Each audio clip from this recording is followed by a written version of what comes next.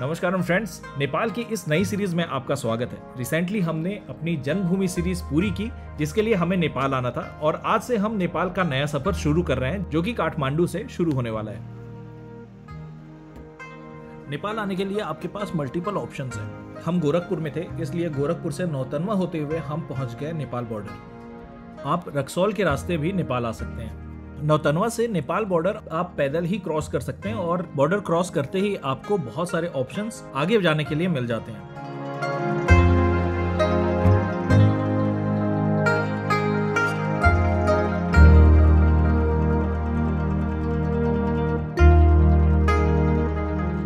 नमस्कार फ्रेंड्स, अभी हम काठमांडू आ चुके हैं। कल दोपहर में हम गोरखपुर से निकले थे। वहाँ पे हमने प्राइवेट जो टैक्सी चलती रहती है शेयरिंग वाली, वो करी थी 300 रुपये पर्सन पर हेड के हिसाब से। सोनौली तक हम आ गए। सोनौली से आगे नौतनवा पड़ता है। नौतनवा में एग्जैक्टली उन्होंने छोड़ा, नौतनवा में ही इंडो और नेपाल का बॉर्डर है, और वहाँ से बस पैदल और रिक्शा भी चलता है, तो रिक्शे में आप क्रॉस कर सकते हैं। आप जैसे ही बॉर्डर क्रॉस करते हैं आपको बहुत सारी बसेस मिल जाती हैं, लेकिन हमें आने में लेट हो गया था थोड़ा सा, तो लगभग सारी बसेस निकल चुकी थी। पोखरा की सारी बसेस पैक थी, और 8 बजे के बाद यहाँ पे कोई भी बस नहीं चलती।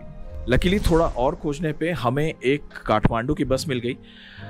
सिर्फ 2 सीट थी उसमें, और वो 2 सीट हमें मिली, लेकिन बहुत ज़्यादा अच्छी जर्नी नहीं थी, क्योंकि यहाँ का रास्ता बहुत ज़्यादा ख़राब है। और सवेरे लगभग 8:30 बजे तक हम काठमांडू पहुँच गए। यहाँ पे हमने होटल लोटस ग्रैंड में चेक इन किया, जो कि बहुत ही अच्छा लगा हमें।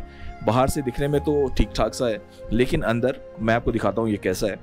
ये लगभग अगर हम किसी और जगह पे लेंगे तो 3000 से कम में नहीं मिलेगा, लेकिन इंडियन रुपीस में लगभग 1600-1700 के आसपास में हमें ये मिल गया, जो कि अराउंड 2500 नेपाली रुपीस यहाँ के हिसाब से यहाँ का टैरिफ है। अभी हम काफ़ी ज़्यादा भूखे हैं। अब सवेरे से हमने ब्रेकफास्ट नहीं किया, कल रात को हमने डिनर भी नहीं किया हुआ था, तो अभी हम नीचे जा रहे हैं। यहाँ होटल में ही ऑथेंटिक नेपाली फूड अवेलेबल है, तो वो हम अभी ट्राई करने वाले हैं। साथ ही काठमांडू को एक्सप्लोर करेंगे और देखेंगे यहाँ पे कौन कौन सी चीज़ें हैं जो हम 2 दिन में मैक्सिमम एक्सप्लोर कर सकते हैं। Stay tuned and keep watching AS explores. अभी चलते हैं नेपाली जायके का मजा लेने के लिए।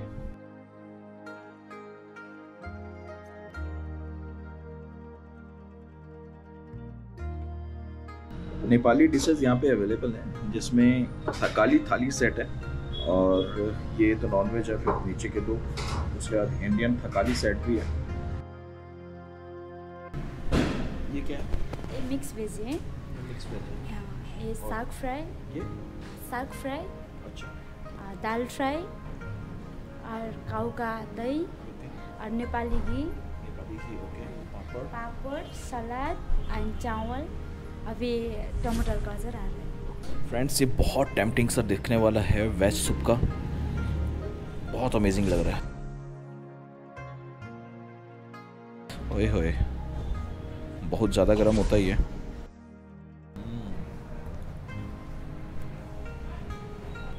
ये दाल, काली वाली दाल।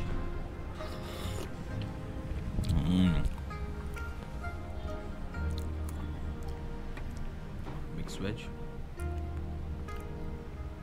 इसकी प्रिपरेशन एकदम रॉ टाइप की लग रही है, मतलब इसको तो हाथ से ही खाना बनता है तोड़ के।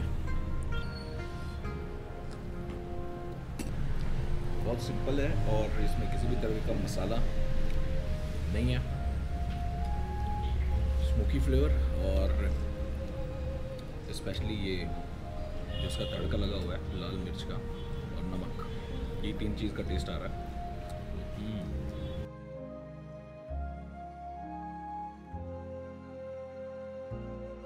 सबसे पहले तो ना एंजॉय करने के लिए घी को डाल लेते हैं हम लोग। ओए होए,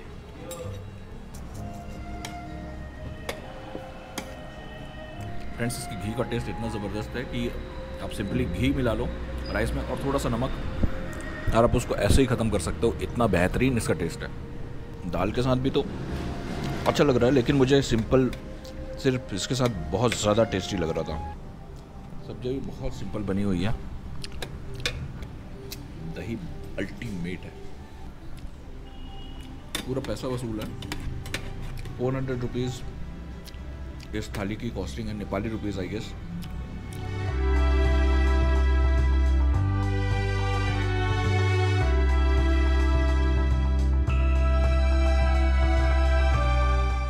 फ्रेंड्स, अगर आप पोखरा और काठमांडू दोनों जगहों का प्लान कर रहे हैं तो आपको नौतनवा से पहले पोखरा जाना चाहिए, लेकिन हमने पहले प्रेफर किया कि हम बाबा पशुपतिनाथ के दर्शन करने के बाद काठमांडू को एक्सप्लोर करेंगे और उसके बाद पोखरा जनकपुर होते हुए सीतामढ़ी की ओर बढ़ेंगे।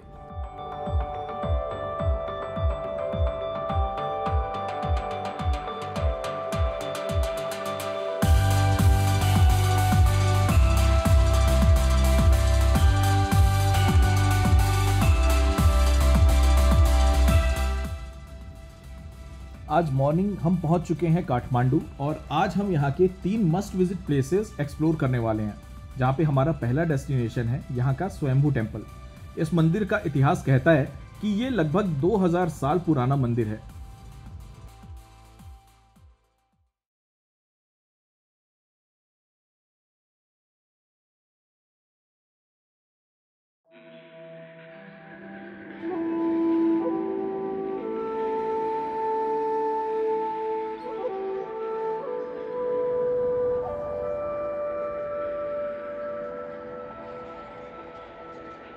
ये स्वयं प्रकट हुआ था, इसलिए इसे स्वयंभू मंदिर कहा जाता है और इस मंदिर को बंदरों का विशेष आशीर्वाद प्राप्त है, इसलिए इसे मंकी टेम्पल भी कहा जाता है। एक कहानी के अनुसार काठमांडू घाटी पहले एक विशाल झील थी और इस झील के बीच में एक कमल का फूल खिला, जिससे स्वयंभू नाथ प्रकट हुए। यहाँ काफी बड़ा और सुंदर स्तूप बना हुआ है, जिसपे एकदम जीवित सी आंखें और नाक बनाई गई हैं, जिसके कारण ये बहुत ही अलग दिखाई देता है। यहाँ पर आपको मेन मंदिर के अलावा कई छोटे बड़े मंदिर और पूजा स्थल भी मिलेंगे।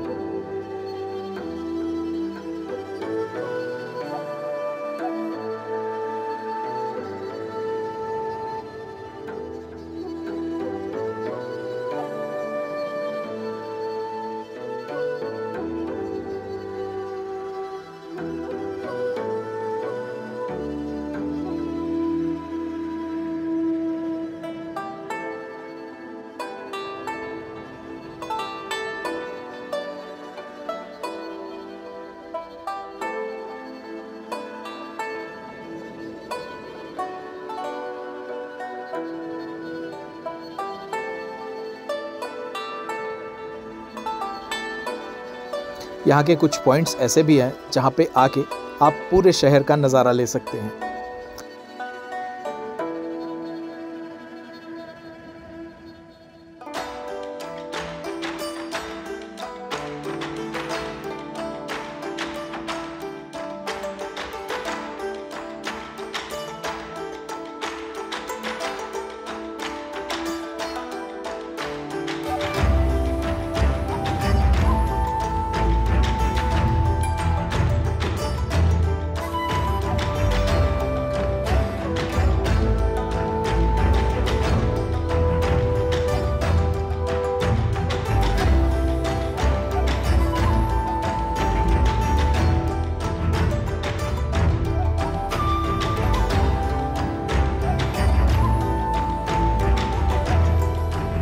इसके अलावा बहुत ही प्राचीन पत्थरों से बनी हुई बहुत सारी मूर्तियां यहाँ पे विराजमान हैं।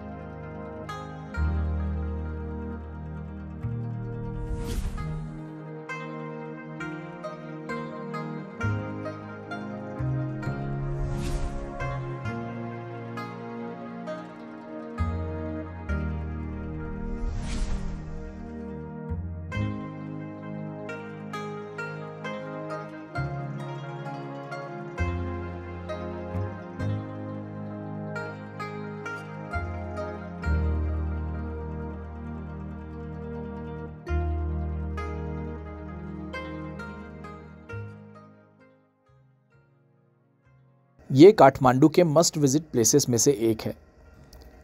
अगर आप यहाँ के ऑरा को, यहाँ के वाइब्स को प्रॉपरली एक्सप्लोर करना चाहते हैं तो कुछ आवर्स का टाइम यहाँ लेके आएंगे तो आप यहाँ मैक्सिमम एक्सप्लोर कर सकते हैं और यहाँ के वाइब्स को भी फील कर सकते हैं।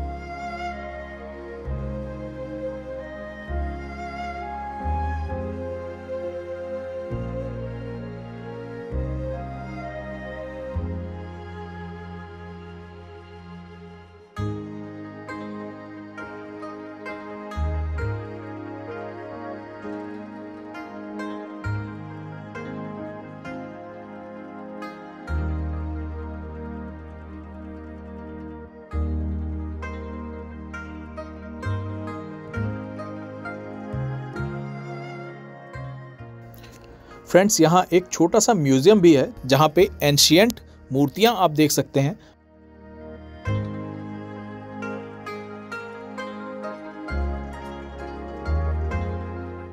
और भगवान बुद्ध की लेटी हुई प्रतिमा भी यहाँ पे रखी गई है।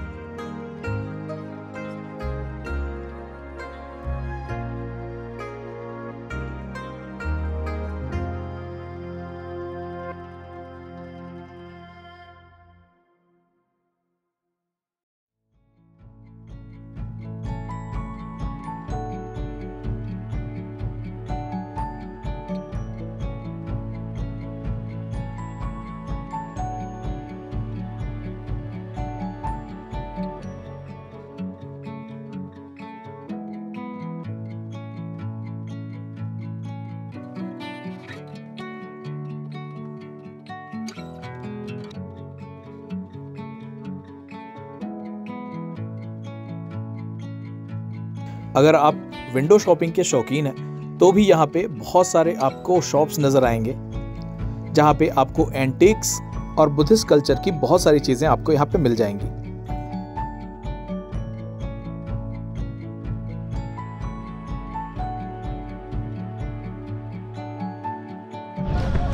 फ्रेंड्स, अभी हम लोग स्वयंभू मंदिर से निकले और वहाँ से हम लोग आ चुके हैं यहाँ के सबसे सिद्ध मंदिरों में से एक पशुपतिनाथ मंदिर।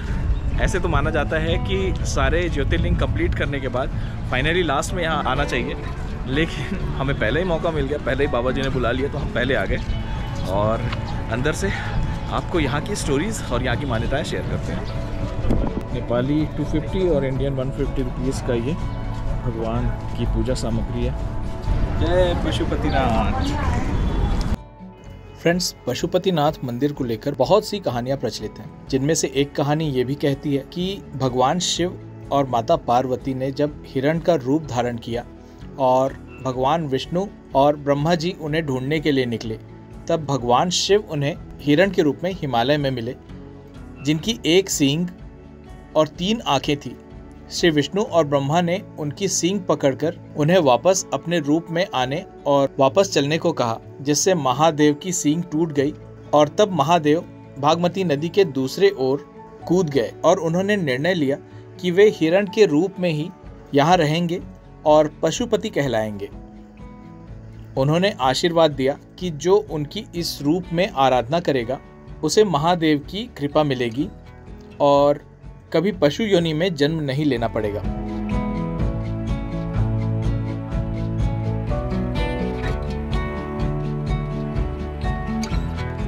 फ्रेंड्स, ऐसे हमने बहुत सारे शिव मंदिरों को विजिट किया होगा, लेकिन पशुपतिनाथ मंदिर का शिवलिंग बाकी जगहों से काफ़ी ज़्यादा अलग है।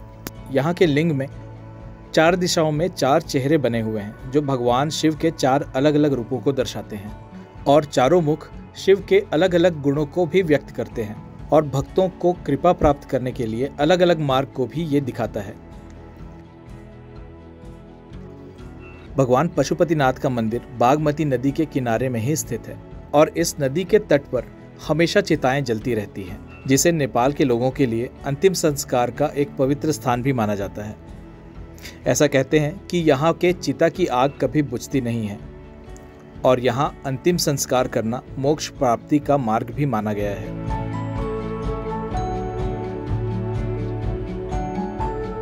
इस मंदिर में भक्तों द्वारा पूजा की अलग अलग विधि प्रचलित है, जिनमें पशुपतिनाथ में भक्त अपनी मनोकामना पूरी करने के लिए भगवान शिव में बेलपत्र और जल तो चढ़ाते ही हैं, लेकिन कुछ भक्तों द्वारा भगवान शिव को जीवित भैंस की बलि भी अर्पित की जाती है, जो कि बहुत ही अद्वितीय है। श्री पशुपतिनाथ मंदिर में महामृत्युंजय मंत्र का जाप अत्यंत शुभ और लाभकारी माना जाता है। ऐसा माना जाता है कि इस मंत्र का जाप पाशुपात क्षेत्र में करने से भगवान शिव की विशेष कृपा प्राप्त होती है। पशुपतिनाथ में इस मंत्र का जाप करने से व्यक्ति को दीर्घायु, शांति और आध्यात्मिक उन्नति का आशीर्वाद प्राप्त होता है।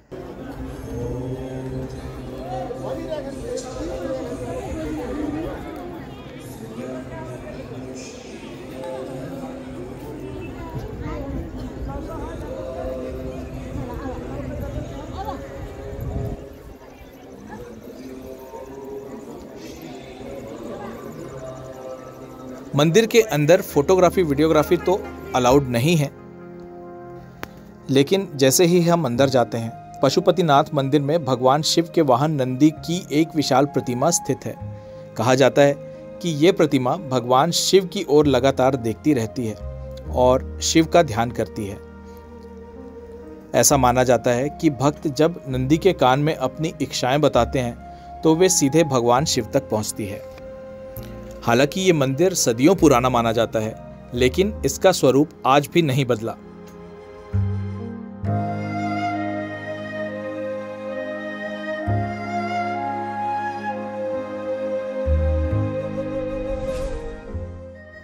यह मंदिर 5वीं शताब्दी में बना था और समय समय पर कई बार पुनर्निर्मित हुआ, लेकिन इसकी आध्यात्मिक ऊर्जा और स्थापत्य शैली को बनाए रखा गया है, जो आप आज भी आके यहाँ पे महसूस कर सकते हैं। और शायद यही वजह है कि सन 1979 में पशुपतिनाथ मंदिर को यूनेस्को द्वारा विश्व धरोहर स्थल के रूप में घोषित किया गया। इसे काठमांडू की सांस्कृतिक धरोहर का प्रमुख हिस्सा माना जाता है।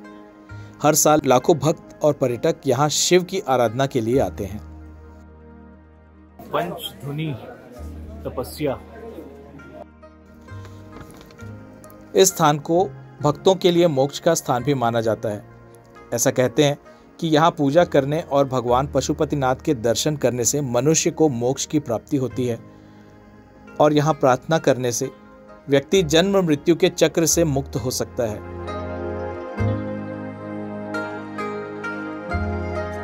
फ्रेंड्स, आप अगर नास्तिक भी हैं तो भी आप इस स्थान पे आके यहाँ की रॉनेस को डेफिनेटली एंजॉय कर सकते हैं।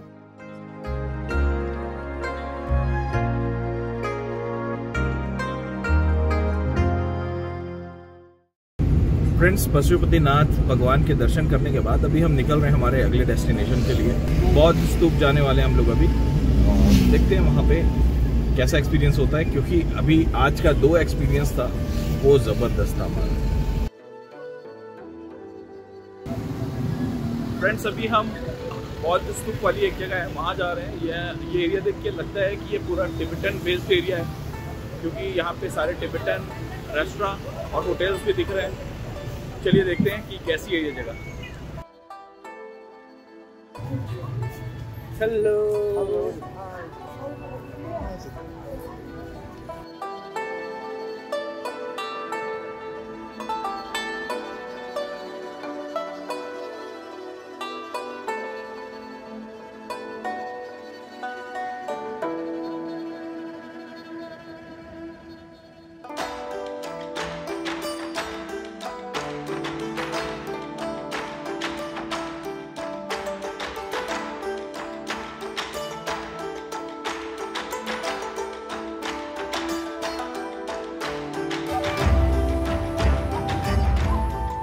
फ्रेंड्स बहुत ही ग्रैंड, बहुत ही बड़ा ये स्तूप है और यहाँ पे देख सकते हैं सैकड़ों लोग यहाँ चक्कर लगाते हैं।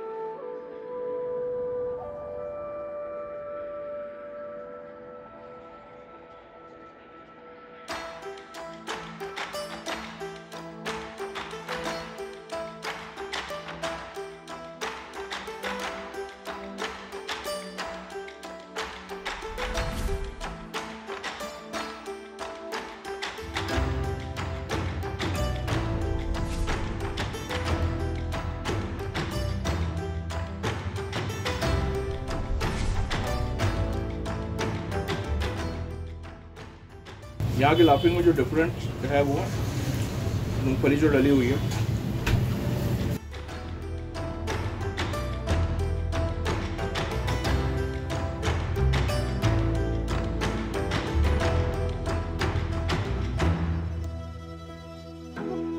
फ्रेंड्स बहुत टायर्ड तो थे, लेकिन अभी हम लोग यहाँ हमारे स्टे के पास में ही नाइट मार्केट लगता है, मतलब नाइट लाइफ आप यहाँ पे एंजॉय कर सकते हैं। तो वो देखने के लिए हम निकल पड़े। Although we are not night owls but still यहाँ आए तो ये तो बनता ही है।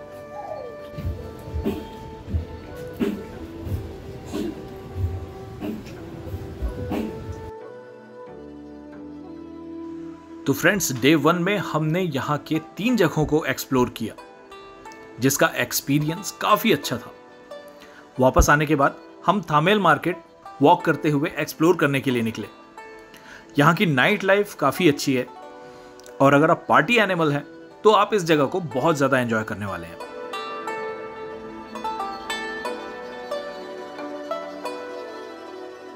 यहाँ से वापस आके डिनर करते हुए हमारे डे का एंड होता है। कल दूसरे दिन हम यहाँ के और भी बहुत सारे मैग्निफिसेंट प्लेसेस को एक्सप्लोर करने वाले हैं, तो हमारा आने वाला एपिसोड देखना बिल्कुल भी ना भूलें। मिलते हैं अगले हफ्ते यहाँ के बहुत ही अमेजिंग प्लेसेस को और फूड को एक्सप्लोर करते हुए। Stay tuned and keep watching AS explores. नमस्कार।